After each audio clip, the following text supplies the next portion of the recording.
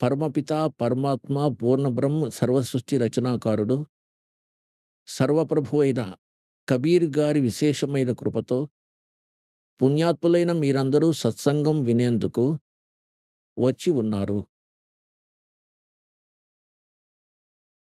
ఇది మీ సౌభాగ్యము.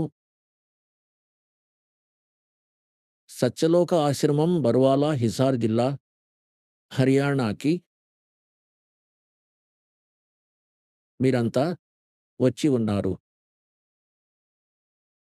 కోటి కోటి జన్మల ఏ పుణ్యాత్మల హృదయంలో సుసంస్కారము ఉదయిస్తుందో అటువంటి పుణ్యజీవులే సత్యలోక ఆశ్రమం బర్వాలా, హిసార్ జిల్లాతో చేరి ఉంటారు. ఆ పుణ్యాత్ముల పూర్వ సంస్కారాలు లెక్కింపలేనివి. పరమేశ్వరుడైన కబీర్ గారు మన అందరి ఆత్మలకు నిజమైన జ్ఞానాన్ని ఇచ్చేందుకు వస్తారు. ఇంకా ఆ జ్ఞానాన్ని వారు స్వయంగా తమ ముఖకమలం ద్వారా చెబుతారు. దానిని శ్రీమద్ భగవద్గీత 4వ అధ్యాయం 32వ శ్లోకంలో చెప్పారు. సచ్చిదానంద ఘన వాణిలో బ్రహ్మణే ముఖే. బ్రహ్మణే ముఖే అంటే అర్థం ఏమిటంటే సచ్చిదానంద ఘన వాణిలో. ధార్మిక అనుష్ఠానాలను గురించిన సమాచారము విస్తారముగా చెప్పబడినది. ఇంకా ఆ అమరవాణిని, తత్వజ్ఞానాన్ని తెలుసుకున్న తరువాత జీవుడు సంపూర్ణ మోక్షాన్ని ప్రాప్తించుకోగలుగుతాడు. 4వ అధ్యాయం 34వ శ్లోకంలో చెప్పారు. ఆ తత్వజ్ఞానాన్ని సచ్చిదానంద ఘనబ్రహ్మ అంటే పరమాక్షర బ్రహ్మ, పూర్ణ పరమాత్మ సత్యపురుషుడు స్వయంగా వచ్చి తమ ముఖకమలం ద్వారా ఏ జ్ఞానాన్ని ఇస్తారో అదే తత్వజ్ఞానము. ఆ తత్వజ్ఞానాన్ని నీవు తత్వదర్శులైన సంతుల వద్దకు పోయి తెలుసుకో. వారికి సాష్టాంగ ప్రణామం చేయటం ద్వారా, ఇంకా కపటం లేని భావంతో, సౌమ్యతతో ప్రసన్నం చేసుకుంటే ఆ తత్వదర్శి అయిన సంత్ నీకు తత్వజ్ఞానాన్ని ఉపదేశిస్తారు. దీంతో ఒక విషయమైతే రుజువైంది. గీతా జ్ఞానదాత అయిన వీరు సచ్చిదానంద ఘన బ్రహ్మ కాదు, పరమాక్షర బ్రహ్మ కాదు, కంప్లీట్ గాడ్ కాదు. ఇంకో విషయం రుజువైంది ఏంటంటే గీతా జ్ఞానము ఇన్‌కంప్లీట్. ఇది కంప్లీట్ కాదు. ఎందుకంటే గీతా జ్ఞానదాత స్వయంగా అంటారు, వేరే తత్వజ్ఞానం ఉంది. అది భగవద్గీత నుండి విడిగా ఉంది. ఒకవేళ భగవద్గీతలో ఈ జ్ఞానమే కనుక ఉన్నట్లయితే వారు చెప్పేవారు, భగవద్గీత ఫలానా అధ్యాయంలో మీరు తత్వజ్ఞానాన్ని చదవండి. అదే తత్వజ్ఞానం. వారు స్పష్టం చేశారు, గీతా జ్ఞానదాత వేరే ఇంకో జ్ఞానం ఉంది. ఏదైతే భగవద్గీతలో నేను ఇచ్చిన దానికి వేరుగా ఉంది. ఇంకా అది కంప్లీట్ జ్ఞానము, కంప్లీట్ స్పిరిచ్యువల్ నాలెడ్జ్. ఇంకా క్లియర్ అయిన మూడో కాన్సెప్ట్ ఏంటంటే గీతా జ్ఞానదాత కూడా ఆ ఆ తత్వజ్ఞానం తెలిసినవాడు కాదు. ఇందుకోసమే తత్వదర్శులైన సంతుల వద్దకు పోయి ఆ తత్వజ్ఞానాన్ని తెలుసుకోమని అర్జునునికి చెప్పాడు. అయితే ఆ తత్వదర్శి అయిన సంత్ పుణ్యాత్ములారా, ఈ దాసుడు రాంపాల్ దాసే ఆ తత్వదర్శి అయిన సంత్. ఈ జ్ఞానానికి చెందిన జ్ఞానం బ్రహ్మ, విష్ణు, మహేశ్వరులకు లేదు. ఆ దేవికి లేదు. గీతా జ్ఞానదాత అయిన క్షరపురుషునికి కూడా ఈ జ్ఞానం లేదు. ఆ జ్ఞానాన్ని పరమేశ్వరుడు తన అమృతవాణిలో, కబీర్ వాణిలో వ్రాసి ఉన్నారు. ఇంకా కబీర్ పంతులు కూడా ఆ జ్ఞానాన్ని అర్థం చేసుకోలేకపోయారు. సచ్చిదానంద్ ఘనబ్రహ్మ వాణి సూక్ష్మ వేదం అనబడుతుంది. ఆ సూక్ష్మ వేదాన్ని ఎవరైతే కబీర్ పంత్ అనబడతారో వారు అర్థం చేసుకోలేకపోయారు. ఎందుకంటే వేదాలను అర్థం చేసుకోవటం ఈ సామాన్య జనుల స్థాయిది కాదు. గురు బిన్ కాహున్ పాయా జ్ఞాన, జో थोथा बुस छड़े मूड किसान, गुरु बिन वेद पढ़े जो प्राणी, समझन सार रह अज्ञानी. ఎందుకంటే గురువు లేకుండా వేదాల్ని అర్థం చేసుకోలేరు. ఇంకా గురువు లేకుండా ఎవరైతే వేదాలను చదువుతారో వారికి తాత్పర్యం అర్థం కాదు, సారాంశాన్ని గ్రహించలేరు. ఇంకా వారి ప్రయత్నం ఎటువంటి ప్రయత్నం అంటే, ఒక మూర్ఖుడైన రైతు ఎండుగడ్డిని దంచుతూ దాని నుండి ధాన్యాన్ని తీసే ప్రయత్నం చేస్తున్నట్లుగా, ఎలా అయితే ఎక్కడైనా ధాన్యపు కంకులు పడి ఉంటే, ఆ కంకుల్ని ఎవరైనా దంచుతుంటే, "ఏం చేస్తున్నావని" అతన్నడిగితే, "ధాన్యాన్ని తీస్తున్నానంటాడు." అయితే అతనిది వృధా ప్రయత్నం. వాడు బుద్ధి కలిగిన వాడు కాదు. లేదంటే సారాయినా తాగుంటాడు. కొంచెం మెంటలేమో. అయితే ఈ ప్రకారంగా చెప్పబడింది. వేదాల్ని గురువు లేకుండా చదవటం. ఈ నకిలీ గురువులు వేదాల్ని చదవలేరు. ఇప్పటివరకు ఉన్న ఋషులు, మహర్షులు వీరందరూ కూడా నకిలీ గురువులే. వీళ్ళు గురువులు కాదు. వీళ్ళకి ఆధ్యాత్మిక జ్ఞానం శూన్యం.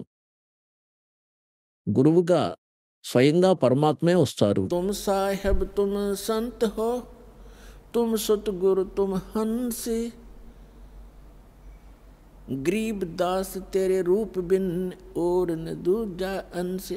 ఆదరణీయ స్వామి రామానంద్ గారు ఎప్పుడైతే సత్యలోకంలో, సచ్‌ఖండ్‌లో పరమాత్మని యథాస్థానంలో చూశారో, మళ్ళీ వారిని ఇక్కడ కూడా బనారస్‌లో చూశారు. కాశీలో చూశారు కబీర్ భగవానుడిని.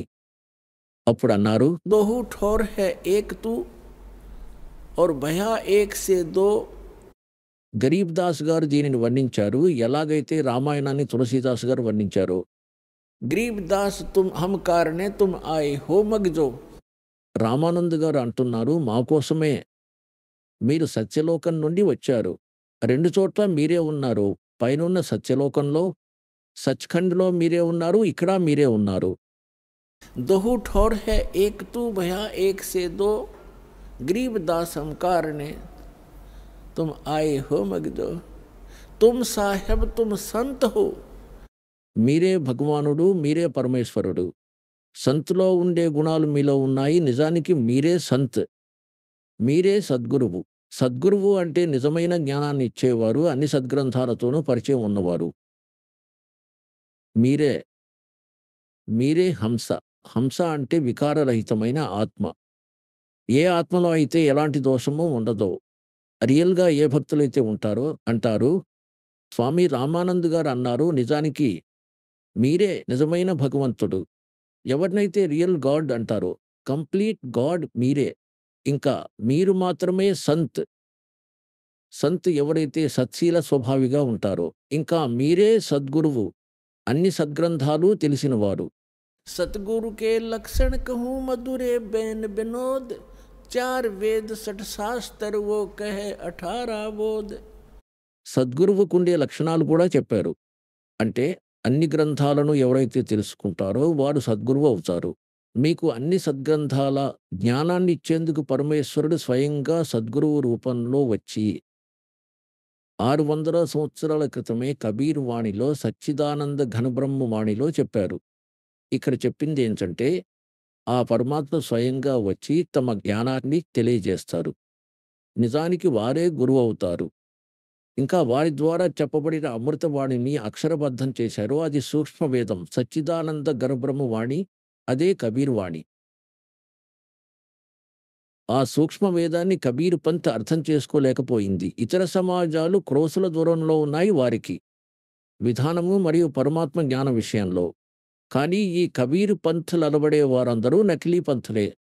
ఎందుకంటే వీళ్ళ దగ్గర కబీర్ సాహెబ్ గారి యథార్థ జ్ఞానము లేదు, యథార్థ భక్తి విధులు లేవు. అయితే ఇందుకోసమే స్వయముగా పరమాత్మ ఇతర మహాపురుషులందరినీ కలిశారు. ఎందుకంటే కబీర్ ఈజ్ గాడ్ అనే దానికి వీళ్ళందరినీ సాక్షులుగా చేసేందుకు. పుణ్యాత్ములారా, పరమాత్మని జ్ఞానం ఏదైతే ఉందో పరమాత్ముడే చేయగలుగుతారు. జీవుడు తన తన శక్తి బలంతో లేదా తన అభ్యాస ప్రయత్నాలతో పరమాత్మని ఎంతమాత్రం తెలుసుకోవడం జరగదు. ఒకవేళ ఇదే తెలిసి ఉంటే వేల సంవత్సరాలు వీళ్ళు సమాధిలో మెడిటేషన్ చేసి చూసేశారు. ఇప్పుడు పొద్దున, సాయంత్రం 2:30 గంటల చొప్పున భక్తిని ఆచరించి మోక్షాన్ని పొందాలనుకోవడం అర్థం లేనిది. వేల సంవత్సరాలు వాళ్ళు తమ శరీరంతో ఢీకొని ఇంకా లాస్ట్‌లో చెప్పారు గాడ్ ఈజ్ ఫార్మ్‌లెస్. పరమాత్ముడు నిరాకారుడు. పరమాత్మని ప్రకాశాన్ని మాత్రమే చూడగలుగుతాము. పరమాత్మను చూడలేరు. పరమాత్మని ప్రకాశం మాత్రమే చూడగలము. పరమాత్ముడు లేకుండా ఇంక ప్రకాశం ఎవరిదుంటుంది? ఆయన ఎలా ఉన్నారు అంటే మన శరీరం లాగానే. ఇది ఎటువంటిదంటే సరోవర తీరంలో ఎవరైనా ఇంటిని నిర్మించుకొని ఉన్నట్లయితే, భవంతి ఏదైనా కట్టినా, ఇంకా ఆ సూర్యుని ప్రకాశము ఆ సరోవరంలోని నీటి నుండి రిఫ్లెక్ట్ అయ్యి, ప్రతిబింబించి, ఆ ఇంటి కప్పు మీద కనబడుతుంది. అయితే అక్కడ ఆ ప్రకాశము సూర్యునిదే. కానీ సూర్యుడు లేడక్కడ.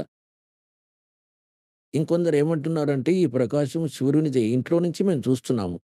కానీ సూర్యుడు నిరాకారుడు. వాళ్ళేమైనా బుద్ధి కలిగిన వాళ్ళవుతారా?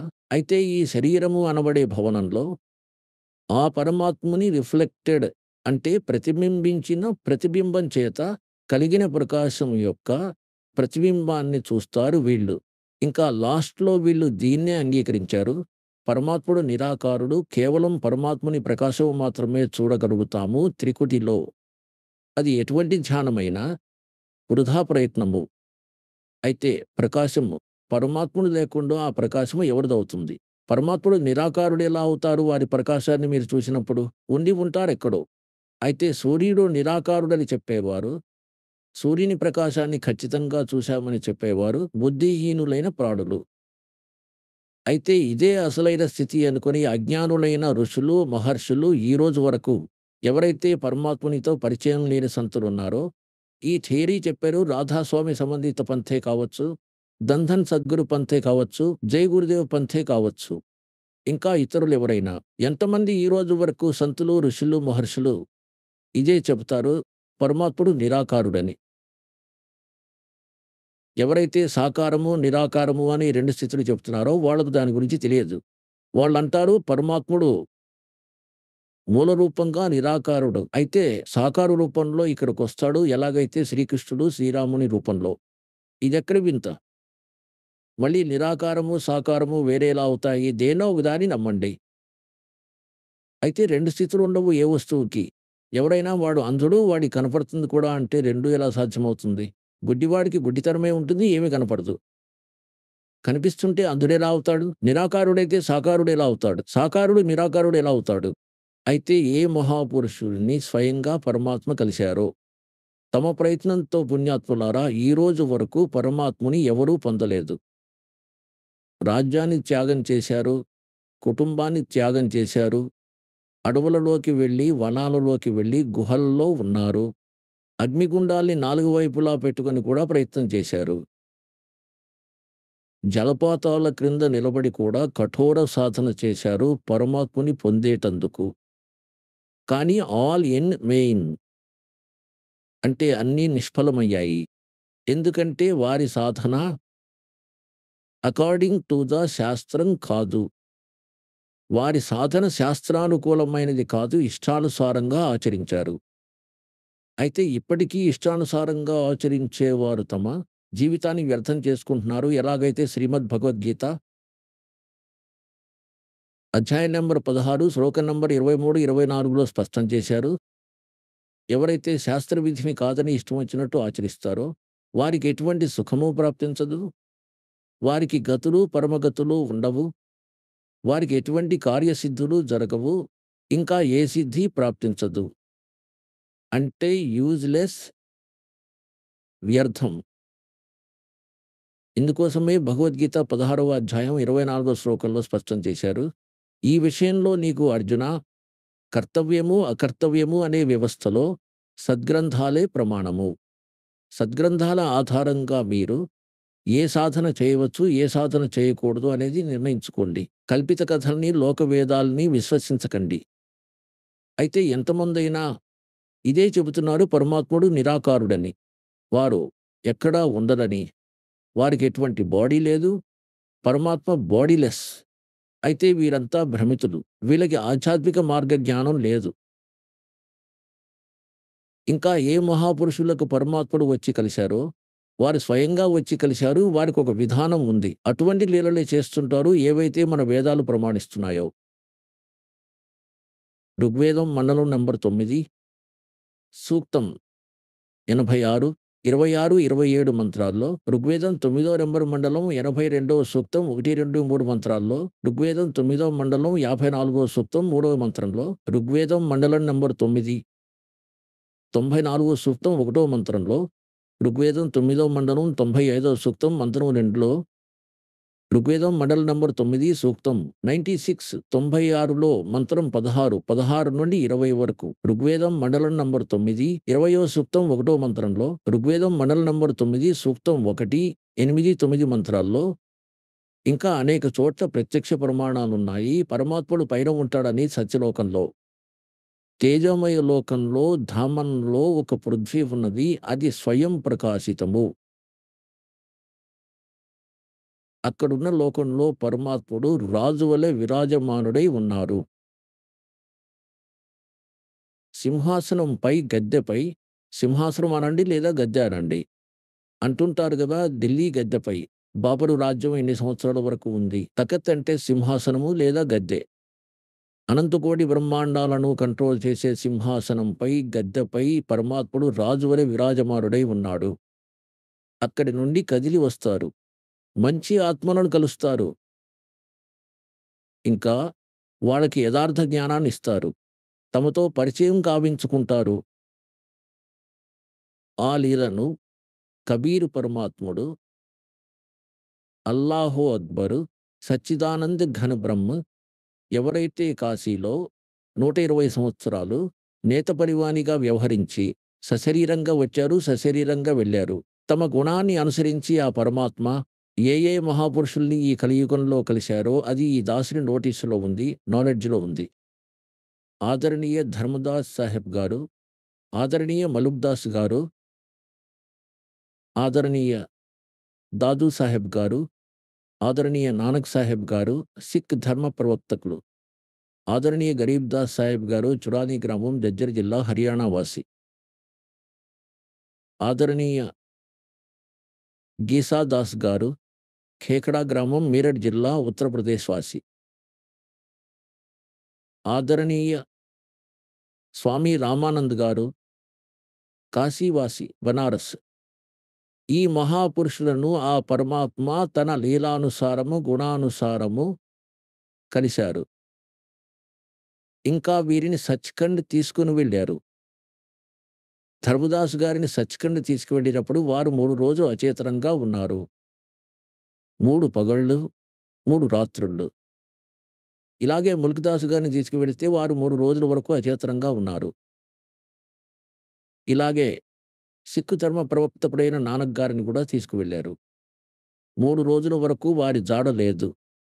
వారి శరీరాన్ని అడవిలో ఎక్కడో ఉంచారు. వారి ఆత్మను పరమాత్మ సచ్‌ఖండ్ తీసుకువెళ్లారు. 3వ రోజున తిరిగి వదిలిపెట్టారు.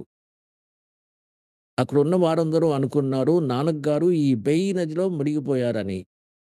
ఎందుకంటే మునక వేసి నీటి నుండి బయటకు రాలేదు. స్నానం చేసేందుకు వారు మునక వేశారు. అక్కడి నుంచి అంతర్ధానమయ్యారు. ఇదే ప్రకారంగా ఆదరణీయ దాదు సాహెబ్ గారిని పరమాత్మ తీసుకొని వెళ్లారు. వారు కూడా 3 రోజుల వరకు అచేతనంగా ఉన్నారు.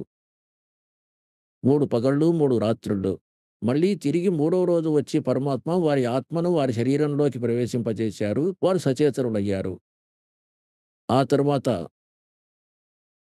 ఆదరణీయ గరీబ్ దాస్ సాహెబ్ గారిని కూడా పరమాత్మ ఉదయం 10 గంటలకు కలిశారు. పొలాల్లో, అడవుల్లో గోవుల్ని కాస్తున్నప్పుడు అక్కడ నుండి తీసుకువెళ్లారు. ఇంకా అదే రోజు వారిని సాయంత్రం చీకటి పడే వరకు తిరిగి వదిలిపెట్టారు. అప్పటికే వారు చనిపోయారని చితిపై ఉంచారు. తలకొరివి పెట్టకముందే వారి బాడీలో ఆత్మను ప్రవేశింపచేశారు పరమాత్మ. ఇంకా ఒక్కసారిగా వారు నిలబడ్డారు. ఇదే ప్రకారంగా ఆదరణీయ గీసా సాహెబ్ గారిని కూడా 3 పగళ్ళు, 3 రాత్రుల వరకు ఇలాగే అచేతనంగా ఉన్నారు. 3వ రోజు పరమాత్మ వారి ఆత్మను విడిచిపెట్టారు. ఇలా ఈ ప్రకారంగా రామానంద్ గారు కొన్ని గంటల పాటు పరమాత్మునితో పైన ఉన్నారు. 5-6 గంటలు ఎప్పుడైతే వారి ఆత్మను తిరిగి పంపించారో, వారు పరమాత్మనికి ప్రమాణమయ్యారు, సాక్షి అయ్యారు. అయితే పుణ్యాత్ములారా, వారిలో ఆదరణీయ గరీబ్ దాస్ సాహెబ్ గారు చుడానీ గ్రామం, జజ్జర్ జిల్లా వాసి. వీరికి పరమేశ్వరుడు తమ యథార్థ జ్ఞానాన్ని మళ్ళీ ఇచ్చారు. అలాగే ఇతర మహాపురుషులందరికీ చెప్పారు గాని, ఆ సమయంలో వాణి ఏదైతే ఉందో, మధ్యలో కొంత మిగిలిపోయింది, కాస్త అటు ఇటుగా పూర్తిగా సంగ్రహించలేకపోయారు. అయితే గరీబ్ దాస్ గారి రూపంలో పరమాత్మ ఆ ప్రియమైన ఆత్మను మాధ్యమంగా చేసుకొని తమ కంప్లీట్ జ్ఞానాన్ని ఇచ్చారు. ఇంకొక గోపాల్ దాస్ అనే పేరు గల ఒక దాదు పంత్‌కి చెందిన సంత్ అది రాసేవారు. గరీబ్ దాస్ గారు చెప్పేవారు.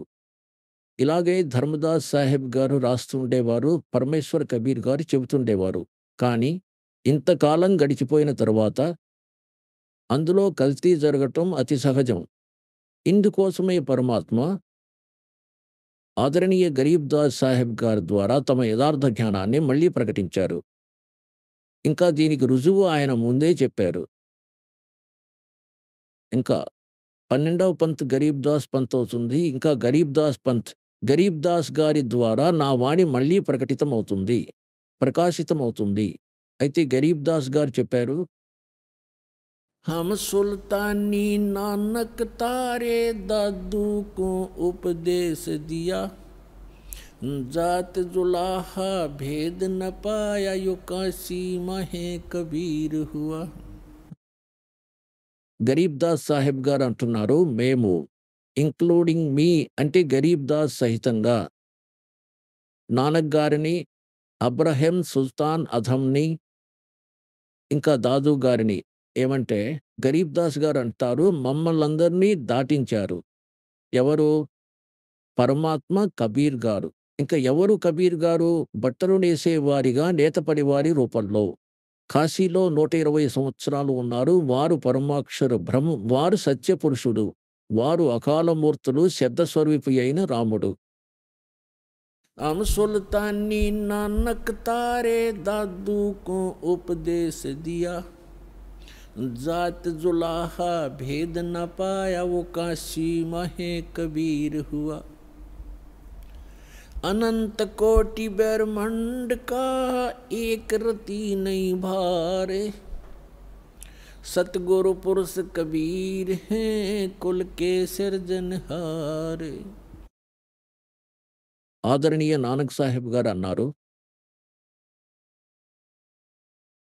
ఏదైతే గురు గ్రంథ్ సాహెబ్ 24వ పేజీలో రాయబడిన వాణి कि एक स्वान दुई स्वानी नाल बलके भौकाई सदा ब्यार कूड़ छुड़ा जूठा मरदार, ये धानक रूप रहा करतार. भाई तेरा एक नाम तारे संसार में एहो आस एहे आधार, और धानक रूप रहा करतार. भाई सूरत मुलुक की वेश ए ठगवाड़ा ठगी देश, खरा सियाणा भौता भारी, ये धानक रूप रहा करतार. ఆదరణీయ నానక్ సాహెబ్ గారిని పరమాత్మ సచ్ఖండ్ తీసుకువెళ్లారు. మళ్ళీ పరమేశ్వరుడు వారిని బేయి నది తీరంలో వదిలిపెట్టారు సశరీరంగా.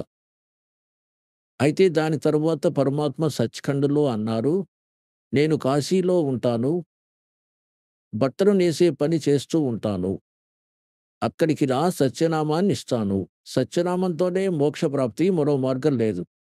అయితే నానక్ సాహెబ్ గారు ఒక సుల్తాన్పూర్ నగరంలో ఒక నవాబు గారి దగ్గర గోదాములో ఉద్యోగం చేస్తుండేవారు. దాన్ని వదిలిపెట్టారు. నిజపాలకుని వద్ద ఉద్యోగం కోసం వెళ్ళాడు. బనారస్ చేరుకున్నప్పుడు సచ్ఖండ్లో ఎవరినైతే చూశారో వారే ఇక్కడ చూస్తే నేత పనివాడి రూపంలో బట్టలు నేస్తూ ఉన్నారు.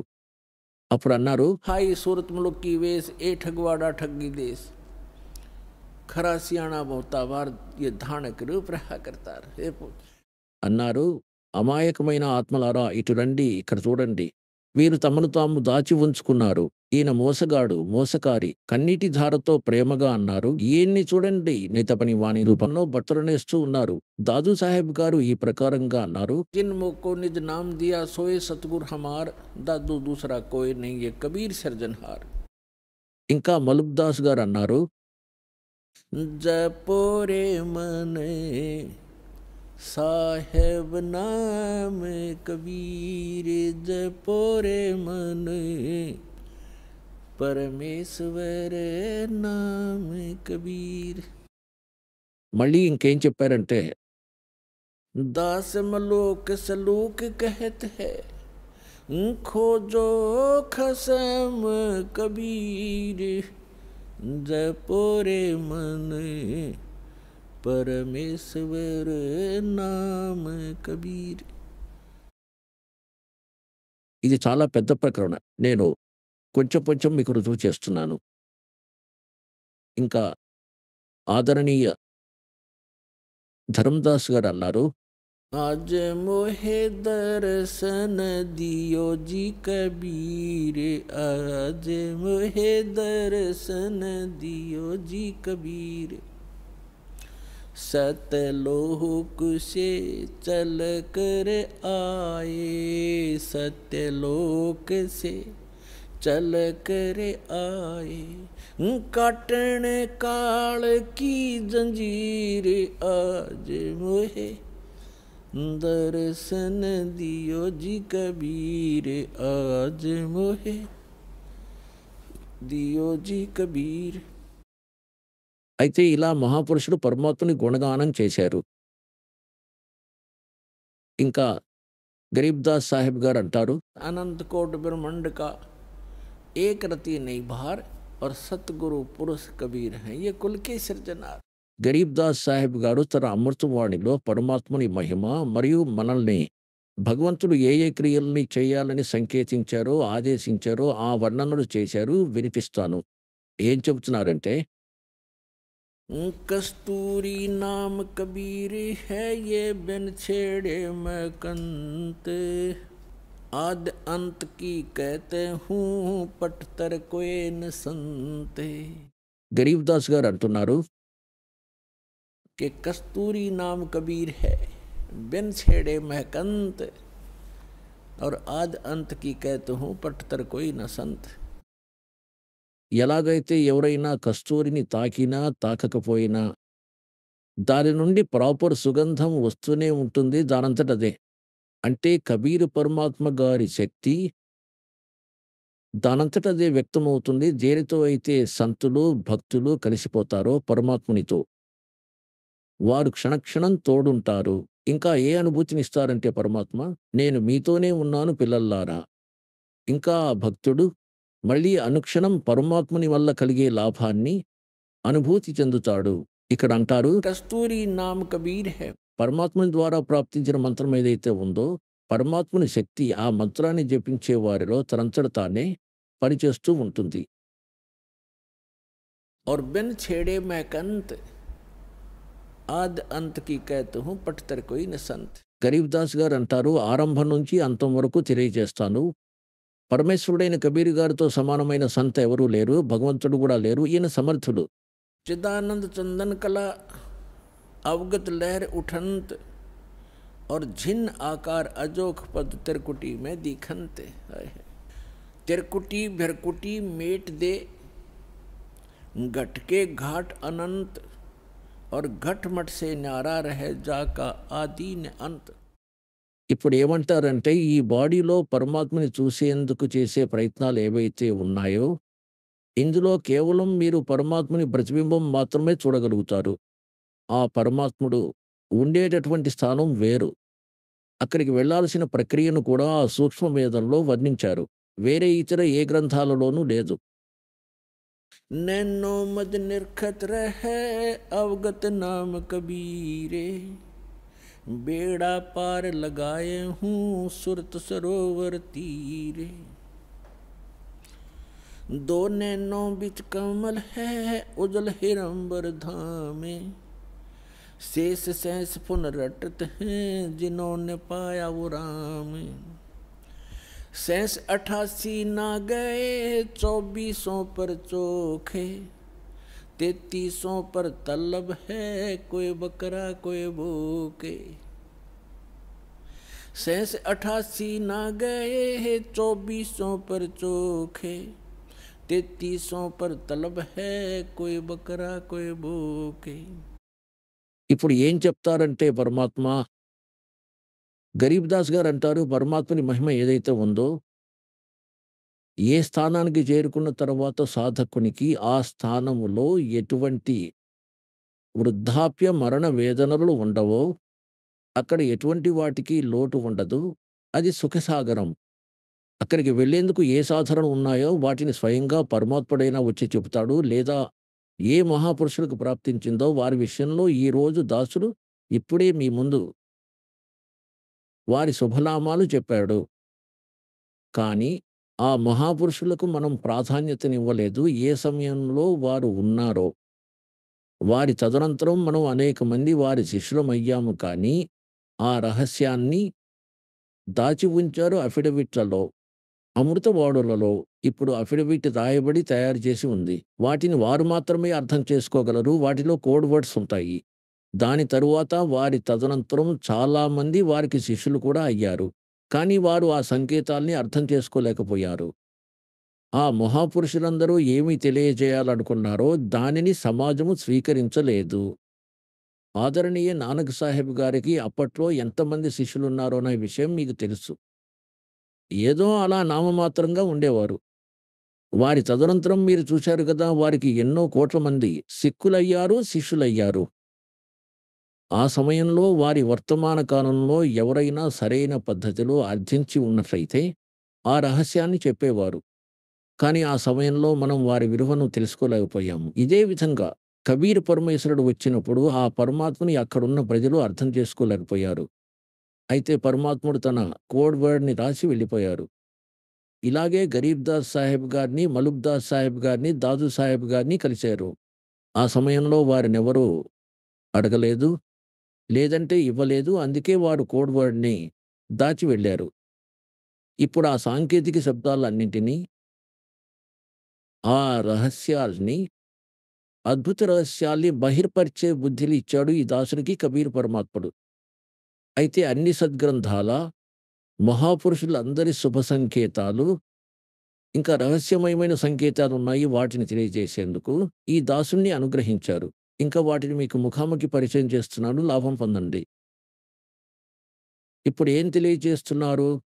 అయితే ఏ జ్ఞానాన్ని పరమాత్ముడు స్వయంగా వచ్చి తెలియచేస్తారో అదే మూల జ్ఞానము, అదే తత్వజ్ఞానము. పైగా దాన్ని అర్థం చేసుకోకుండా ఈ 88,000 ఋషులు कहते सेंस 88 ही ना गए और 24 पर चौखे. 88,000 ఋషులని చెప్తుంటారు సనాతన ధర్మాన్ని అనుసరించి. ఇంకా 24 అవతారాలు ఉన్నాయంటారు. 25ది రావడం మిగిలుంది. అయితే ఏం చెప్తున్నారంటే, మీరు చెప్తున్నది మీ గురించి, ఈ సాధనల నుండి దాటిపోవటానికి. ఆ 88,000 ఋషులు చేరుకోలేదు. ఇంకా ఈ 24 అవతారాలు ఆ స్థానాన్ని ప్రాప్తించుకోలేకపోయాయి. ఇంకా 33 కోట్ల దేవతలని నమ్ముతారు. कहते 3300 पर तलब है कोई बकरा कोई भूखे. सुर नर मुनि जन 33 करोड़ी बंदे सभी निरंजन डोरी. ఈ 33 కోట్ల దేవతలు వీరంతా కారుని పాశానికి బంధించబడి ఉన్నారు. వీళ్ళకి యథార్థ జ్ఞానము లేదు. ఇంకా పుణ్యాత్ములారా, ఇప్పుడిక్కడ ఒక పెద్ద అనుమానం కలుగుతుంది భక్తులకు. ఇలా 88,000 ఋషులు, ఇలా మహాపురుషులు అనబడేవారు, వారు కూడా దాటలేకపోయారు. పుణ్యాత్ములారా, ఇది చెప్పటం వలన కాదు, రుజువులతో మాత్రమే ఇది సిద్ధమవుతుంది. బ్రహ్మ, విష్ణు, మహేశ్వరులకు ఈ జ్ఞానము లేదు. ఇంకా ఋషులకి ఈ జ్ఞానం ఉండనే ఉండదు. ఎందుకంటే వారు ఈ జ్ఞానాన్ని బ్రహ్మ నుండి పొందారు. ఇప్పుడు ఈ దాసుడు పరమాత్మని అమరవాడి నుండి, గరీబ్ దాస్ గారి వాడి నుండి చెప్తూ ఉన్నాడు. కే సెన్స్ 88 నహీ గయే और 2400 पर चौक, 3300 पर तलब है कोई बकरा कोई बोक. అంటే 33 కోట్ల దేవతలు, 88,000 ఋషులు, 24 అవతారాలు ఎవరైతే ఇప్పటివరకు వచ్చారో వీళ్ళు మోక్షాన్ని పొందలేకపోయారు. ఎందుకు పొందలేకపోయారంటే వీళ్ళ దగ్గర ఆధ్యాత్మిక జ్ఞానం లేదు. ఆ తత్వజ్ఞానం లేదు. శ్రీమద్ భగవద్గీత 4వ అధ్యాయంలోని శ్లోకం నంబర్ 32 సచ్చిదానంద ఘనబ్రహ్మ వాడిలో ఆ అమృత జ్ఞానము, తత్వజ్ఞానము ఉంది. దేన్నైతే వారు స్వయంగా చెప్పారో, అందులో విస్తారంగా సాధనలు రాసి ఉన్నాయి. యజ్ఞం అంటే ధార్మిక అనుష్ఠాన సమాచారం చెప్పబడింది. వాటిని తెలుసుకున్న తరువాతే మోక్ష ప్రాప్తి కలుగుతుంది. 4 అధ్యాయం 34 శ్లోకంలో గీతా జ్ఞానదాత అన్నారు, అర్జున, ఆ తత్వజ్ఞానము ఏదైతే సచ్చిదానంద ఘన వాడిలో వ్రాసి ఉంది. ఆ తత్వజ్ఞానాన్ని తత్వదర్శులైన సంతుల దగ్గరికి వెళ్లి తెలుసుకో. సాష్టాంగ దండ ప్రణామం చేసి కపటాన్ని వదిలిపెట్టి సరళతాపూర్వకంగా ప్రసన్నం చేసుకుంటే వారు ఆ తత్వజ్ఞానాన్ని ఉపదేశిస్తారు. దీంతో రుజువైందేంటంటే గీతా జ్ఞానదాతకు కూడా ఆ తత్వజ్ఞానంతో పరిచయం లేదు. ఇంకా తత్వజ్ఞానంతో అపరిచితమైతే మోక్షమెలా ప్రాప్తిస్తుంది? అయితే ఇది అండర్‌స్టూడ్ పుణ్యాత్ములారా, ఇప్పటివరకు ఈ ఋషులు, మహర్షులకు ఇంకా ఈ దేవతలకు అణువంతు కూడా తెలియదు ఈ ఆధ్యాత్మిక మార్గం గురించి. కేవలం వ్యర్థ ప్రయత్నాలు చేస్తారు. సిద్ధులను పొంది ఆకాశ మార్గంలో ఎగిరేందుకు, పృథ్వీ పైన నడిచేందుకు, సముద్రాన్ని తాగేందుకు, ఇవైతే తమ జీవితాన్ని నాశనం చేసుకునే ఒక విన్యాసమే. ఇంకా మోక్ష ప్రాప్తికి వారు మంత్రం ఏదైతే దీనికి ఆధారమో అది వీరికి ప్రాప్తించలేదు. ఇప్పుడు దీని రుజువులు చూద్దాం. బ్రహ్మ ద్వారా జ్ఞానం ప్రాప్తించింది ఈ ఋషులు, మహర్షులందరికీ. ఇంకా బ్రహ్మకి ఎంత జ్ఞానం ఉంది? బ్రహ్మ నుండి జ్ఞానము విష్ణువుకు ప్రాప్తించింది. ఇంకా బ్రహ్మ నుండి శివునికి జ్ఞానం ప్రాప్తించింది. ఇప్పుడు బ్రహ్మ నుండి దేవికి ప్రాప్తించింది. ఇప్పుడు బ్రహ్మకెంత జ్ఞానం ఉంటుందో తెలియజేస్తాను. ఇది చూద్దాము మన సద్గ్రంథాల్లోనే. ఇది చూడండి. ఇంకా ఇది సచిత్ర మోటా టైప్. ఇది ఇక్కడి నుంచి ముద్రించబడింది. దీని సంపాదకులు ఎవరంటే హనుమాన్ ప్రసాద్ పోదార్ చమన్లాల్ గోస్వామి. ఇంకా గీతా ప్రెస్ గోరఖ్పూర్ వారు ప్రకాశకులు. ఇందులో 28, 29 పేజీల్లో మీకు చూపిస్తాను. ఇది మొదటి స్కందము. సంక్షిప్త దేవీ భాగవతం. దేవీ పురాణం 28వ పేజీలో ఇక్కడ వ్యాసుల వారు writer of the all Puran and Vedas నారదుల వారన్నారు, మహాభాగులైన వ్యాసుల వారు, మీరు ఈ విషయంలో ఏదైతే అడుగుతున్నారో సరిగ్గా ఇదే ప్రశ్న మా తండ్రి గారు భగవాన్ శ్రీహరిని అడిగారు. దేవాది దేవుడైన భగవానుడు జగత్తుకి ప్రభువు, మహాలక్ష్మి వారి సేవలో సదా ఉంటారు. దివ్య కౌస్తుభమణి వారి శోభను పెంపు చేస్తుంది. వారు శంఖచక్ర గదాధారులై ఉంటారు. పీతాంబరాలు ధరిస్తారు. 4 భుజాలుంటాయి. వక్షస్థలంపై శ్రీవత్స చిహ్నం మెరుస్తూ ఉంటుంది. వారు చరాచర జగత్తుకి ఆశ్రయదాత, జగద్గురు, ఇంకా దేవతలకి దేవుడు. ఇటువంటి జగత్ప్రభు భగవాన్ శ్రీహరి అంటే విష్ణువు మహాతపస్సు చేస్తున్నారు. వారు సమాధి స్థితిలో ఉన్నారు. ఇది చూసి మా తండ్రి గారైన బ్రహ్మకు చాలా ఆశ్చర్యం కలిగింది. అప్పుడు వారు వారి నుండే తెలుసుకునే కోరికను వ్యక్తం చేస్తూ బ్రహ్మ అడిగారు, ప్రభు, మీరు దేవతలకే అధ్యక్షులు, జగత్తుకే ప్రభువులు, ఇంకా భూత భవిష్యత్ మరియు వర్తమాన జీవులన్నింటికీ మీరు ఏకైక శాసకులు. భగవాన్, మరి మీరెందుకు తపస్సు చేస్తున్నారు? ఇంక మీరు ఏ దేవతారాధనలో ధ్యానమగ్నులై ఉన్నారు? ఇది నాకెంతో ఆశ్చర్యకరంగా ఉంది. మీరు దేవేశ్వరులు. ఇంకా మీరు ప్రపంచమంతటికీ శాసకులై ఉండి కూడా సమాధి స్థితిలో ఎందుకున్నారు? బ్రహ్మ యొక్క వినయపూర్వకమైన మాటలు విని భగవానుడైన శ్రీహరి వారితో చెప్పసాగారు, ఓ బ్రహ్మ, శ్రద్ధగా విను. నేను నా మనసులోని ఆలోచనలను వ్యక్తపరుస్తాను. దేవతలు, దానవులు మరియు మానవులు అందరికీ ఇదే తెలుసు. నీవు సృష్టి చేస్తావని, నేను పాలన చేస్తానని, శంకరుడు సంహారం చేస్తాడని. అయినప్పటికీ కూడా వేదపారంగతులైన పురుషులు తమ యుక్తి చేత సిద్ధపరిచింది ఏమిటంటే సృష్టి, స్థితి, లయ, యోగ్యత ఏదైతే మనకు లభించిందో దీని అధిష్టాన దేవత శక్తిదేవి. వాళ్ళంటారు, జగత్తునంతటినీ సృష్టించేందుకు నీలో రాజస శక్తి సంచారం జరిగింది, నాకు సాత్విక శక్తి లభించింది, ఇంకా రుద్రునిలో తామస శక్తి ఆవిర్భావం అయింది. ఆ శక్తి లోపించినట్లయితే నీవు ఈ ప్రపంచాన్ని సృష్టించలేవు. పాలన చేయటంలో నేను సఫలం కాలేను. ఇంకా రుద్రుని చేత సంహార కార్యం జరగటం కూడా సంభవం కాదు. ఓ బ్రహ్మ, మనమందరం కూడా ఆ శక్తి ఆసరాతోనే మన కార్యాలు సదా సఫలమవుతూ ఉన్నాయి. సువ్రత, ప్రత్యక్ష మరియు పరోక్ష 2 ఉదాహరణలు నేను నీ ముందు ఉంచుతాను విను.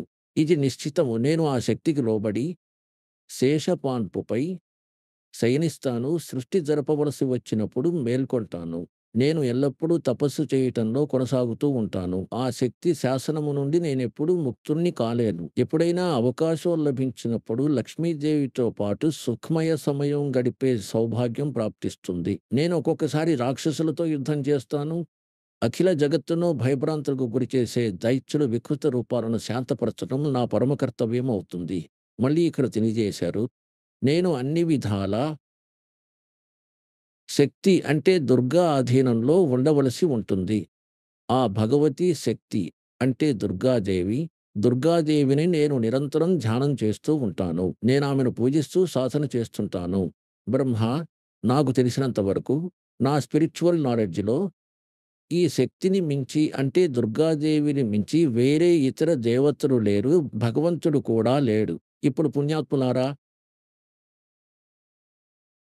బ్రహ్మ మరియు విష్ణువు, నారదుని, వ్యాసుని జ్ఞానస్థాయి మనకు తెలిసిపోయింది. బ్రహ్మైతే విష్ణువు సర్వేశ్వరుడని, సకల జగత్తు రచనాకారుడని, అందరినీ పాలించేవాడని చెప్పారు. ఇంకా విష్ణువు అంటారు, నేను దుర్గను మించి ఎవరినీ భగవంతుడని నమ్మను. అంతా దుర్గాదేవియే. ఇంకా నేను దానికి మించి ఏ భగవంతునితోనూ, ఏ దేవుళ్ళతోనూ పరిచితుడను కాను. దానికి మించిన శక్తి వేరే ఏదీ లేదు. తెలిసిపోయింది కదా విష్ణువు జ్ఞానస్థాయి. ఇంకా శంకరునికి ఈయన ద్వారానే జ్ఞానం ప్రాప్తించింది. ఇప్పుడు పుణ్యాత్ములారా, శ్రీదేవి దగ్గర ఎటువంటి జ్ఞానం ఉన్నదో మిమ్మల్ని ఇప్పుడు అక్కడికి తీసుకువెళ్తాను. ఇది చూడండి, 562 పేజీలో 7వ స్కంధం. ఈ పవిత్ర పురాణంలోని 7వ స్కంధం. సంక్షిప్త దేవీ భాగవతము 562 పేజీలో. దేవి ద్వారా హిమాలయానికి జ్ఞానోపదేశం. దేవి ఆ హిమాలయ రాజుకి జ్ఞానాన్ని తెలియజేసింది. బ్రహ్మ విషయంలో సమాచారం ఇచ్చింది. అది బ్రహ్మ స్వరూప వర్ణన. దేవి చెప్పసాగింది, ఓ పర్వతరాజా, ముందైతే తన విషయం చెప్పింది, తర్వాతన్నది ఆ బ్రహ్మ స్వరూపము ఏమిటి అనేది తెలియజేయబడుతుంది. ఏదైతే ప్రకాశ స్వరూపమో అందరికీ ఎంతో సమీపంలో ఉన్న హృదయ రూప గుహలో ఉన్న కారణంగా గుహాచరుడనే పేరుతో ప్రసిద్ధము. ఇంకా మహాపద్ అంటే పరమ ప్రాప్తికుడు. అతడు సమస్త ప్రజలకు జ్ఞానాతీతుడు. అది ప్రజా జ్ఞానానికి అందేటటువంటిది కాదు. ఎవరి బుద్ధికి తోచేటటువంటిది కాదు. ఇది నువ్వు తెలుసుకో. ఏదైతే పరమ ప్రకాశమైన రూపమో, ఏది అతి సూక్ష్మమో, ఎవరిలో అయితే సర్వలోకాలు, ఆ లోకాలలో నివసించే ప్రాణులు ఉన్నారో, అతడే ఈ అక్షర బ్రహ్మ. వారే అందరికీ ప్రాణము, వారే అందరికీ వాణి, వారే అందరికీ మనస్సు. వారే ఈ పరమ సత్యము, అమృతము, ఇంకా అవినాశి తత్వము. సౌమ్యుడా, ఆ ఛేదనా యోగ్య లక్ష్యాలను నువ్వు ఛేదించు. మనసును లగ్నం చేసి అందులో తన్మయమైపోవు. సౌమ్యుడా, ఉపనిషత్తులలో చెప్పిన గొప్ప అస్త్రరూప ధనస్సును తీసుకొని వారిపై ఉపాసన ద్వారా పదునుబెట్టిన బాణాన్ని సంధించు. తర్వాత మళ్ళీ భావానుగత చిత్తం ద్వారా ఆ బాణాన్ని లాగి ఆ అక్షర రూప బ్రహ్మ లక్ష్యంగా చేసుకొని ఛేదించు. ప్రణం అంటే ఓం ధనస్సు, జీవాత్మ బాణము, ఇంకా బ్రహ్మ్ దాని లక్ష్యము అంటారు. ఇప్పుడు దేవి ఏమంటున్నారంటే, శ్రీదేవి అంటారు అందరూ ఒక్క ఓం నామాన్నే జపించండి. బ్రహ్మను పొందే ఉద్దేశాన్ని పెట్టుకోండి. దట్స్ ఆల్ జీవాత్మ. అయితే సాధకుడు సాధన చేయాలి. ఇంకా ఓంని జపించండి. బ్రహ్మని పొందే ఉద్దేశాన్ని పెట్టుకోండి. ముందర చూడండి స్పష్టం చేశారు. లక్ష్యమని చెప్పబడుతుందని. ఆ ఏకైక పరమాత్మనే తెలుసుకోండి. బ్రహ్మనే పూజించండి. దేవి చెబుతున్నారు. వేరే మాటలన్నిటినీ వదిలిపెట్టండి. దుర్గాదేవి తన కొరకు చేసే సాధనలను అన్నింటినీ కూడా చేయటాన్ని వద్దంటుంది. కేవలం బ్రహ్మని పూజించు. ఇంకా విష్ణువు అంటున్నారు, నేను ఆ దుర్గాదేవిని మించి మరి ఏ ఇతర శక్తిని నమ్మను. వేరే భగవంతుడే లేడు. నాకు ఆ జ్ఞానమే లేదు. వీళ్ళేం దాటిపోతారు? ఎవరినైతే మనం సమర్థ శక్తి, భగవంతుడు అని పూజలు చేస్తున్నామో వారు స్వయంగా చెబుతున్నారు, దుర్గను మించిన వేరే భగవంతుడు ఎవరూ నాకు తెలియదని, దీనిని మించిన శక్తి ఏదీ లేదు. దుర్గా అంటున్నారు బ్రహ్మని పూజించండి. మిగిలిన మాటలు వదలండి. నా పూజలు కూడా వదిలిపెట్టండి. ఇంకా ఏ జ్ఞానం ఉంది విష్ణుకి? ఇంకా ఏ జ్ఞానం ఉంది బ్రహ్మకి? ఇంకా శంకరునికైతే వారి నుండే జ్ఞానం ప్రాప్తించింది.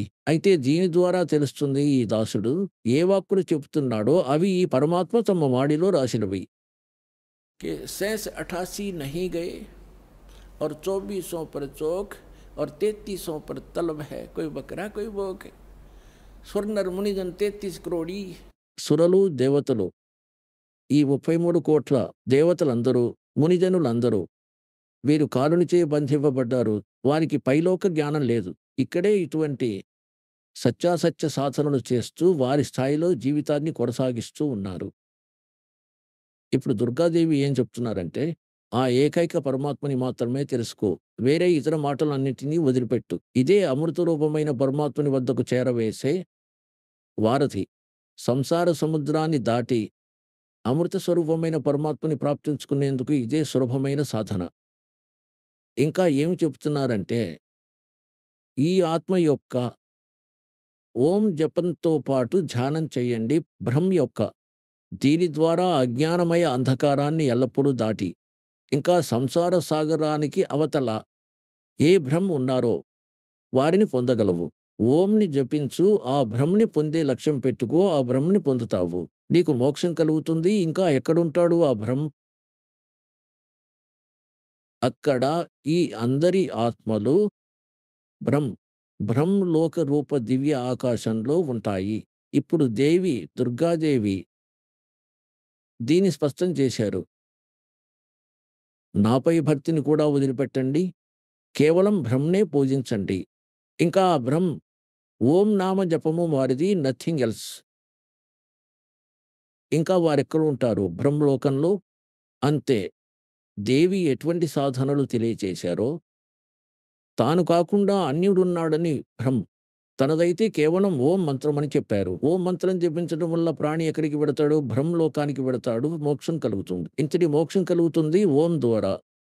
ఇప్పుడు గీతా జ్ఞానదాత ఈ బ్రహ్మ గీతా అధ్యాయం నంబర్ 8, 13వ శ్లోకంలో గీతా జ్ఞానదాత అంటారు. ఓం ఇతి ఏకాక్షరం బ్రహ్మ విహారణ మామను సమరన్ ఏ పర్యాతి తదందేహం సయాతి పరమాం గతి. మాం బ్రహ్మ ఈ అనువాదకర్తలు ఇందులో కొంత తప్పు చేశారు. నా బ్రహ్మది కేవలం ఒక ఓం మంత్రమే. మీకు చూపిస్తాను. శ్రీమద్ భగవద్గీత చూడండి. జయదయాల్ గోయంద్కా దీని అనువాదకులు, గీతా ప్రెస్ గోరఖ్పూర్ వారు ప్రకాశకులు. గీత 8వ అధ్యాయం 13వ శ్లోకంలో మీకు చూపిస్తాను. శ్రీమద్ భగవద్గీత 8వ అధ్యాయం 13వ శ్లోకం. ఇందులో మనం సంస్కృతం కూడా చదువుతాము. ఓం ఇతి ఏకాక్షరం బ్రహ్మ విహారణ మామను సమరన్ ఏ ప్రియాతి తదందేహం సయాతి పరమాం గతిం. వీరేమంటారు? మాం బ్రహ్మ, నా బ్రహ్మ యొక్క కేవలం ఒక ఓం అక్షరం. ఓం ఇది ఒకే అక్షరం, నథింగ్ ఎల్స్. ఉచ్చరించి స్మరణ చేస్తూ ఏ ప్రియాతి తదందేహం ఎవరైతే శరీరాన్ని వదిలిపెడతారో ఓం నామ స్మరణ చేస్తూ సయాతి పరమాం గతిం వారికి ఓం ద్వారా లభించే పరమగతులు ప్రాప్తిస్తాయి. దీనిని శ్రీదేవి ఆ దేవీ పురాణంలో స్పష్టం చేశారు. ఓం నామాన్ని జపించేవారు బ్రహ్మ సాధన చేస్తారు, బ్రహ్మని ప్రాప్తించుకుంటారు, వారు బ్రహ్మలోకంలో ఉంటారు. ఇప్పుడు శ్రీమద్ భగవద్గీత 8వ అధ్యాయం 16వ శ్లోకంలో చెప్పారు, బ్రహ్మలోకం చేరుకున్న సాధకులు కూడా తిరిగి మళ్ళీ వస్తారు. వారికి జనన మరణాలు ఉంటాయి. వారు మోక్షాన్ని ప్రాప్తించుకోలేరు, పూర్ణ మోక్షాన్ని ప్రాప్తించుకోలేరు. చూడండి శ్రీమద్ భగవద్గీత 8వ అధ్యాయం 16వ శ్లోకంలో, ఓ అర్జున, బ్రహ్మలోకానికి వెళ్ళినా అన్ని లోకాలు పునరావృత్తిలో ఉన్నాయి. ఇక్కడ స్టార్ పెట్టారు చూడండి. ఈ స్టార్ అంటే ఎవరికి ప్రాప్తించి, అంటే ఎవరు బ్రహ్మలోకానికి వెళ్ళి తిరిగి ప్రపంచంలోకి రావలసి ఉంటుంది. ఇలా పునరావృత్తి అని చెప్పబడింది. బ్రహ్మలోక పర్యంతం అంటే బ్రహ్మలోకం వరకు ఎన్ని లోకాలు ఉన్నాయో వాటిలోకి వెళ్ళిన ప్రాణులు తిరిగి మళ్ళీ వస్తారు. ఇప్పుడు ఇది రుజువైంది. ఇక్కడ కొంచెం ఈ అజ్ఞానులు తికమక పెడతారు మిమ్మల్ని. ఇందులో గీతా జ్ఞానదాత ఏమంటున్నారంటే, నన్ను పొందిన వారికి పునర్జన్మ అనేది ఉండదు. హ్మ్. ఇక్కడ వీళ్ళు అనువాదం తప్పుగా చేశారు. చూడండి. ఎందుకంటే ఈ కాన్సెప్ట్ క్లియర్ చేయాల్సుంటుంది. భగవద్గీత 8వ అధ్యాయం 16వ శ్లోకం చదువుతున్నాం మనం. ఓ అర్జున! బ్రహ్మలోకం వరకు అన్ని లోకాలు పునరావృతంలో ఉంటాయి. పునరావృత్తి అంటే ఎవరికి ప్రాప్తించి తిరిగి వెనకకు రావాల్సి ఉంటుందో అటువంటి లోకం ఇది. పరంతు అంటే కానీ, ఇక్కడ కానీ అని రాశారు. ఓ కుంతీపుత్ర! నన్ను పొందిన తరువాత పునర్జన్మ అనేది ఉండదు. ఇక్కడ వీళ్ళు తప్పుగా అనువదించారు. విద్యతే అనే దానికి హోతా అని రాశారు. అవుతుంది అని. విద్యతే అంటే విద్ విద్ అనే ధాతువుతో చేశారు. ఈ విద్ ధాతువు విద్ అంటే తెలుసుకోవడం అవుతుంది. నా విద్యతే ఇది ధాతుమూలకమైన పదం. నా విద్యతే అంటే ఎవరికైతే ఇది తెలియదో. అయితే బ్రహ్మలోకానికి వెళ్ళిన ప్రాణులు కూడా పునరావృతంలో ఉండటం జరుగుతుంది. వాళ్ళు నన్ను పొందినప్పటికీ పునర్జన్మను పొందుతూనే ఉంటారు అర్జునా అనేది దీనర్థం. వీళ్ళు తప్పు చేశారు. దీనికి అర్థము ఎవరికి ఇది తెలియదో బ్రహ్మలోకానికి వెళ్ళిన ప్రాణులకు పునరావృతం ఉంటుంది. అక్కడికి వెళ్ళిన ప్రాణులకు కూడా పునర్జన్మ ఉంటుంది. అయితే నన్ను పొంది కూడా నా సాధనలు చేసి కూడా వాళ్ళు పునరావృత్తిలో ఉంటున్నారు. వారికి పునర్జన్మ ఉంది అర్జునా! ఇది వాళ్ళకి తెలీదు. ఇక్కడ చూడండి ఇప్పుడు మీకు అర్థమవుతుంది. ఇక్కడ రాసి ఉంది. ఆ బ్రహ్మభువనాత్ లోక పునరావర్తిన అర్జున్. ఇక్కడ అంటారు మాం ఉపేతే తు కొంతే పునర్జనం. నన్ను పొందినప్పటికీ పునర్జన్మ ఉంది. నా విద్యతే అంటే ఎవరికి ఇది తెలియదో అని. ఆ బ్రహ్మభువనాత్ లోక పునరావర్తిన అర్జున్ మాం ఉపేతే తు కొంతే పునర్జనం. నన్ను పొందినప్పటికీ అర్జున పునర్జన్మ అనేది ఉంటుంది. ఎవరికైతే ఇది తెలియదో వాళ్ళకి ఇది తెలియని విషయం. నన్ను పొందినప్పటికీ పునర్జన్మలో ఉంటారు. ఎందుకంటే నేను బ్రహ్మలోకంలో ఉంటాను. మళ్ళీ బ్రహ్మలోకానికి వెళ్ళిన ప్రాణులు పునరావృత్తిలో ఉన్నాయి. ఆ సాధకులకు కూడా పునర్జన్మ ఉంటుంది. వాళ్ళకి ఇది తెలియదు. బ్రహ్మలోకానికి వెళ్ళిన ప్రాణులు మళ్ళీ వాటికి పునర్జన్మ ఉంటుంది. నన్ను పొందినప్పటికీ వాళ్ళకి పునర్జన్మ ప్రాప్తిస్తుంది. ఇది సూటి అయిన అర్థం.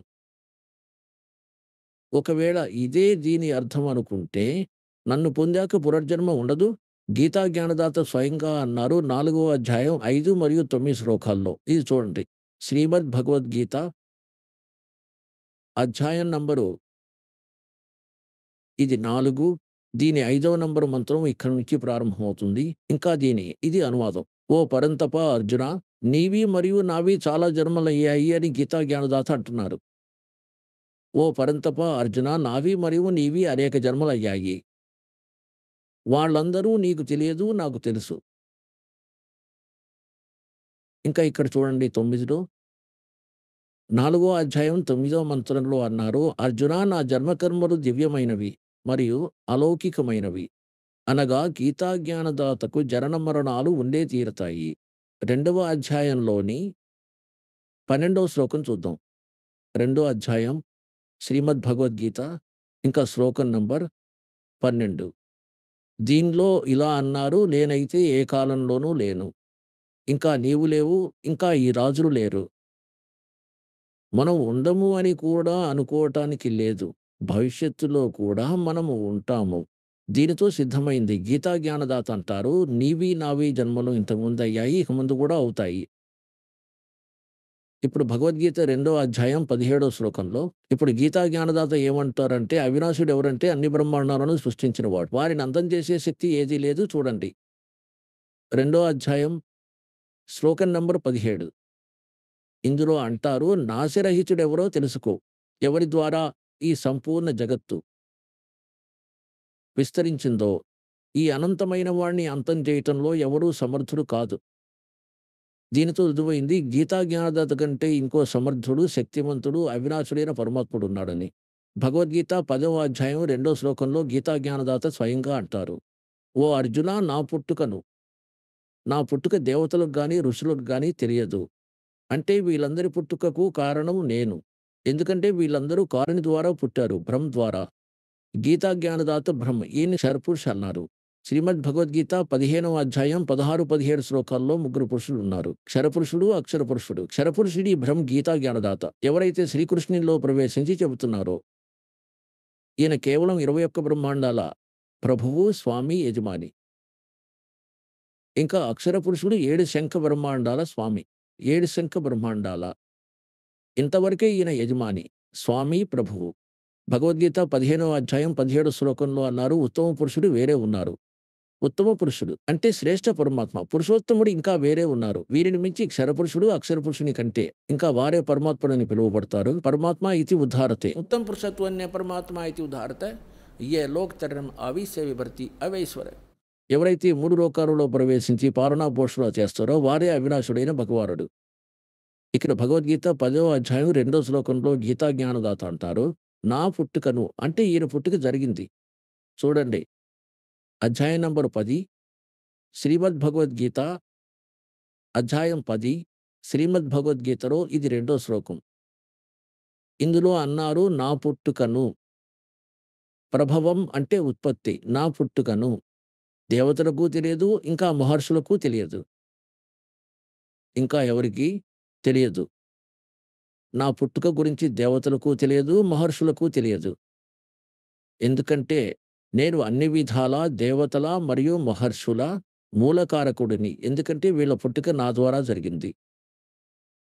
మీకు ఈ సృష్టి రచన గురించి ఈ దాసుడు చాలాసార్లు చెప్పి ఉన్నాడు. మీరు సులభంగా అర్థం చేసుకోగలరు. ఇప్పుడు దీంతో రుజువైంది, గీతా జ్ఞానదాతే బ్రహ్మ. ఇంకా వీరికి జనన మరణాలు ఉంటాయి. ఒకవేళ భగవద్గీత 8వ అధ్యాయం 16వ శ్లోకాన్ని దేన్నైతే అనువదించారో ఈ అనువాదకర్తలు ఈ అర్థాన్ని చెప్పారు, నన్ను పొందిన తరువాత పునర్జన్మ ఉండదు అర్జున. ఇంకా ఇది కూడా అంటారు, బ్రహ్మలోకానికి వెళ్ళిన వారంతా పునరావృతిలో ఉంటారు. అక్కడికి వెళ్ళిన వాళ్ళందరికీ జనన మరణాలు ఉంటాయి. అయితే అది తప్పుడు అర్థం. వాస్తవం ఏమంటే గీతా జ్ఞానదాత అంటారు, నేను బ్రహ్మని, నాది ఓం నామము. ఓం నామాన్ని జపించడం ద్వారా ఏదైతే మోక్షాన్ని పొందుతారో అది నా స్థాయికి చెందినది. వారి విషయంలో శ్రీమద్ దేవి భాగవతం స్పష్టం చేసింది. 7వ స్కందంలో 562వ పేజీలో సచిత్ర మోటా టైప్ గీతా ప్రెస్ గోరఖ్పూర్ వారు ప్రకాశకులు.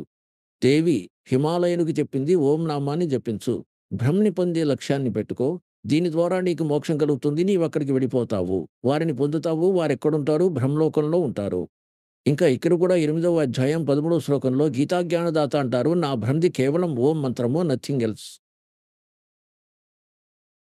ఇంకా ఓం మంత్రాన్ని జపిస్తే దాని ద్వారా దొరికే పరమగతి వారికి ప్రాప్తిస్తుంది. 8వ అధ్యాయం 16వ శ్లోకంలో ఉన్నది ఏంటంటే, బ్రహ్మలోకానికి వెళ్ళిన ప్రాణులకు కూడా పునరావృత్తిలో జనన మరణాలు ఉంటాయి.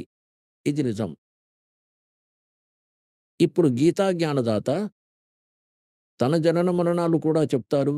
అయితే వారి సాధకులకు కూడా జనన మరణాలు సదా ఉంటాయి. ఇంకా ఎల్లప్పుడూ జనన మరణాలు ఉంటే ఆ జీవుడు సుఖపడటం అనేది జరగదు. అతడికి పరమశాంతి ఉండదు. ఇందుకోసమే గీతా జ్ఞానదాత తనకంటే వేరే ఆ సమర్థుడైన అవినాశుడైన పరమాత్మని శరణకు వెళ్ళమని చెప్పాడు. శ్రీమద్ భగవద్గీత అధ్యాయం నంబర్ 18 62వ శ్లోకంలో గీతా జ్ఞానదాత అంటారు, అర్జున, సర్వభావములతో ఆ పరమేశ్వరుని శరణకు వెళ్ళు. అంటే వేరే ఎవరో ఉన్నారు వారు. ఇక్కడ చూడండి, శ్రీమద్ భగవద్గీత 18వ అధ్యాయంలోని శ్లోకం నంబర్ 62 చదువుదాం.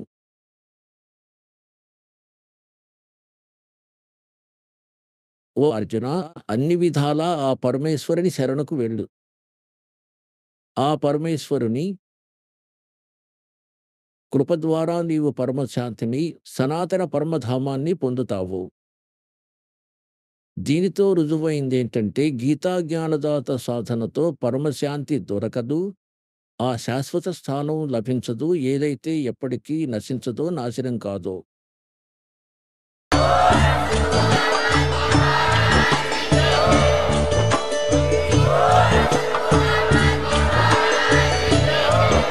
మరింత సమాచారం కోసం జగద్గురు తత్వదర్శి సంత్ రాంపాల్జీ మహారాజ్ గారి ద్వారా వ్రాయబడిన పవిత్ర పుస్తకాలు: జ్ఞానగంగ, జీవించు మార్గం, గీతా ని జ్ఞాన అమృతం, అంధా శ్రద్ధా భక్తి, ప్రమాదం ఈ ప్రాణానికి పూర్తి ఉచితంగా పొందండి. మీ పేరు, పూర్తి చిరునామా మాకు వాట్సాప్ చేయగలరు. మా వాట్సాప్ నంబర్ 9704301709.